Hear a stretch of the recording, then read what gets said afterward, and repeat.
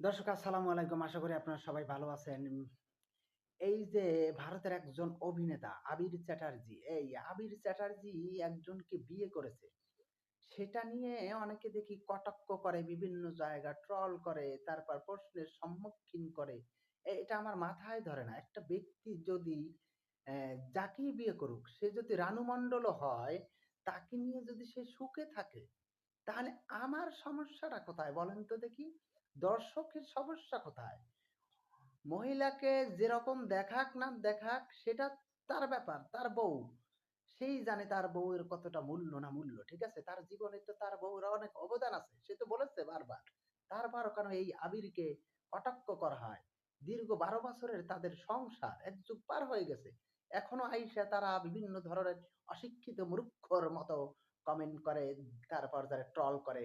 এটা আমি কখনো গ্রহণ করি না। ওকে?